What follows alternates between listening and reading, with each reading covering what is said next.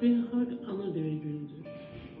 Anamızın dili, babamızın dili, nənələrimizin dili, analarımızın bizə layla dediyi, anaların, türkülərin, ninnilərin dili, ana dili, vətən dili. Dil, bəzən sualın həqiqətən özündə bir kəsir olur. Dil nədir? Dil tarixdir, dil ədəbiyyatdır, dil təfəkkürdür, fikrin ifadəsidir. Dil ünsiyyət vasitəsidir, dil mənəm, dil dünənimdir, bugünümə ötürücülük qabiliyyəti olan vasitədir. Dil nizamidir, Füzulidir, Nəsimidir. Dil dastanlardır, bayatılardır, laylalardır. Dil nədir? Dil hər şeydir, dil mənəm, kimliyimdir, mənliyimdir və milli kimliyin birinci atributudur. Ana dilim hər bir xalqın özünün dili deyirlər ki, özünə şirindir, həqiqətən elədir. Amma mən öz dilimlə fəxr edirəm, öyünürəm. Dünyada inkişaf etmiş 25 dildən biri mənim dilimdir. Çox dillər var, sayı hesabı yoxdur. Amma 25 inkişaf etmiş dildən biri mənim dilimdir, Azərbaycan dili. Görürsünüz, necə də gözəl səslənir. Səslənməsi də gözəldir, özü də gözəldir və o dildə ki, anam danışıb, o dil gözəldir. O dildə ki, mən öyrənirəm, o dil gözəldir. O dildən ki, mən dünyaya çıxıram, bax, o dil gözəldir, o da ana dildir, Azərbaycan dilidir. Onun həddi, hüdudu bilinməyən bir yaşı və böyük xəzinələri var.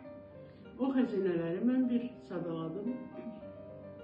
Tarixi salnamələrimizdir, tariximizdir və hətta ədəbiyyatımızdır və hətta yenə təkrar edirəm ki, hətta qəbir daşı üstündəki o yazılardır ki, onu da dil vasitəsilə oxuyub bizim Oğuz babalarımızın hansı məkanlara sahib olduğunu bir daha dinləyirik.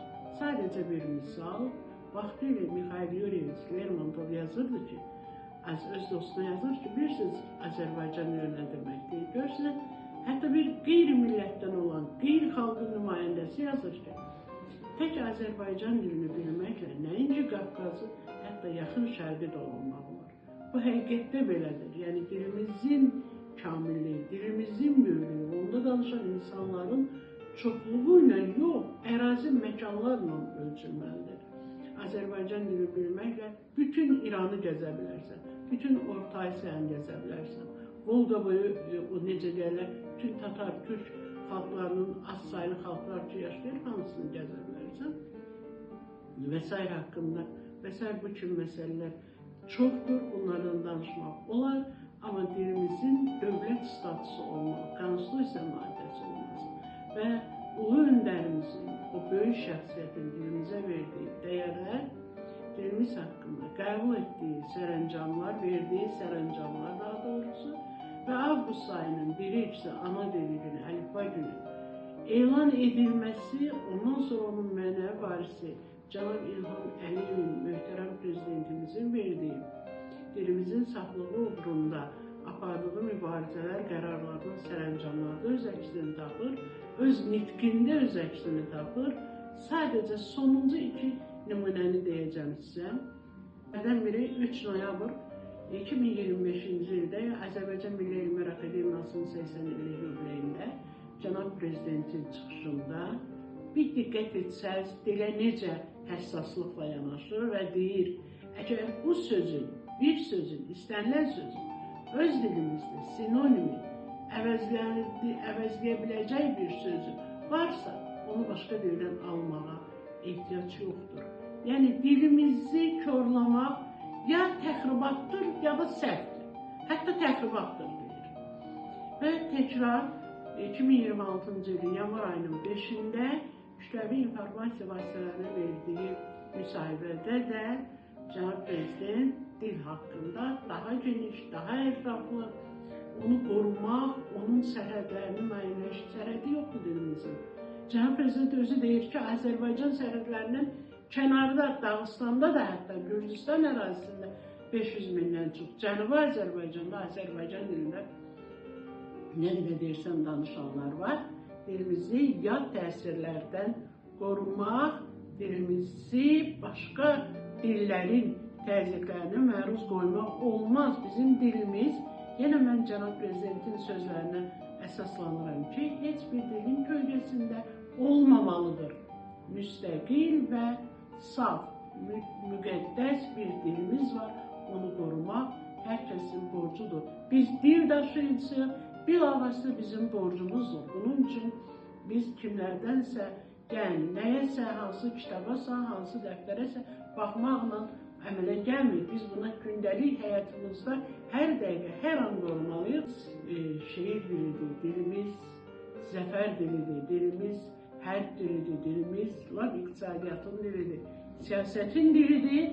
Ona görə də bu dili qorumaq hər birimizin mənəvi borcudur və hər bir dilin özünün sərhədləri var. Necə ölkələrin sərhədləri var, dilin də sərhədləri var. O sərhədlərdə duran biz keşifçilərik, qoruyuruq və qorumalıyıq hər birimiz. Sonda sizə özümün Mahirə Narqızının bir şeirini oxumaq istərdim. Mənim düşüncələrimdir. Siz də bundan daha fərqli düşünə bilərsiniz, fikirlərinizi daha fərqli formada deyə bilərsiniz. Amma mənim fikrimdir bu, mənim sözlərimdir. Ana dilim.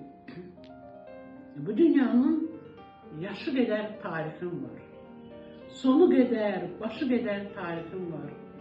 Dağı qədər, daşı qədər tarixim var. Ha baş vursam, bitməz qata ana dilim. Dədəm, babam amanatı, ana dilim. Orxanlardan üzü bəri yazın qalıb, Altaylardan Balkanlara izin qalıb, çox dillərdə rəddin qalıb, izin qalıb. Qurdla görər qiyamətı, ana dilim, dədəm, babam amanatı, ana dilim. Uçsuz qıpçaq çöllərindən havalandım, qədim Oğuz ellərindən havalandım, qopuzumun tellərindən havalandım. Sənlə atdım qəramatı, ana dilim, dədəm, babam amanatı, ana dilim. Yurd yarattın, xalqıma ev eşik oldun, laylalarla ruhumuza beşik oldun, dünyamızın sərhəddinə keşik oldun, millət etdin el-elatı, ana dilim, dədəm, babam amanatı, ana dilim. Nizaminin hikmətini sən yarattın, Nəsiminin qüdrətini sən yarattın, Füzulinin fitrətini sən yarattın. Hikmət onu söz bursatı, ana dilim, dədəm, babam amanatı, ana dilim. Sən şahidsən, kimlər gəldi, kimlər getdi, oğlun qızın haya çatdı, dada yetdi, bələdçisi Həsən Mirzə səni etdi, Mahirənin kainatı ana dilim, dədəm, babam amanatı, ana dilim. Bu müqəddəsliyi qorumaq hər birimizin borcudur. Dilimizi qoruyaq, sevək və yenə sevək.